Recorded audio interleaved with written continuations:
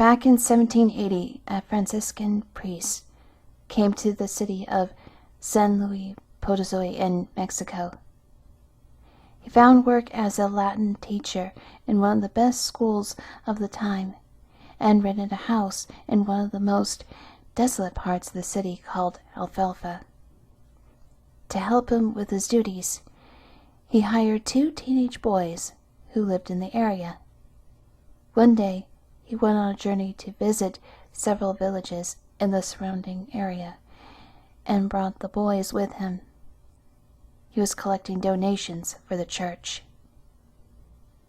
When they came home, the priest gave the boys orders to unsaddle the horses and put them into their stalls with hay and water.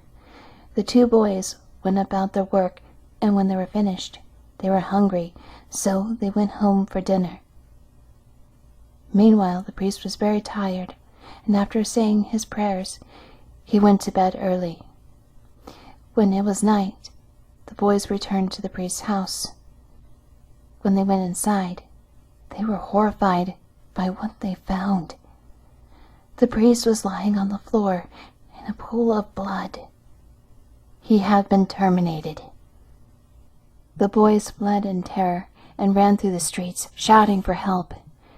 People gathered at the home, and someone had the presence of mind to alert the soldiers and doctors in the nearby military hospital. They confirmed that what the boys were saying was true. The priest had been brutally terminated. The city authorities immediately took on the task of investigating what happened to the poor man.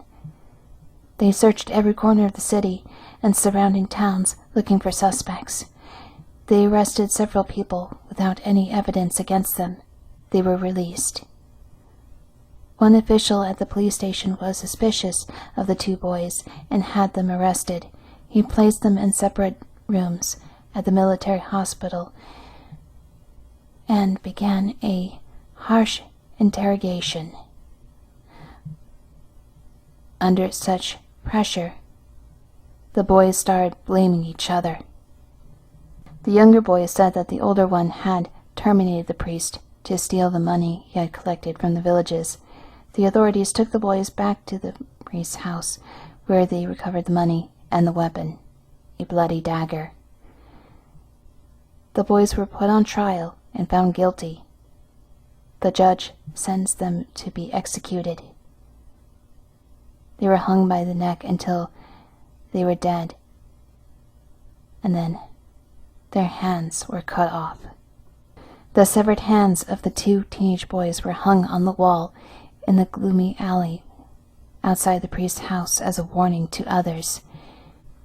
Ever since then, the sad and lonely alleyway has been known as the Alley of the Hands. People were afraid to pass through it. Whenever they had to go down this alley, they made the sign of the cross and said a prayer. They did not stop praying until they came out on the other side. After a while, the severed hands were taken down and buried, but a few days later, they were back hanging on the wall. Whenever anyone tried to remove them, they would just keep reappearing on the wall.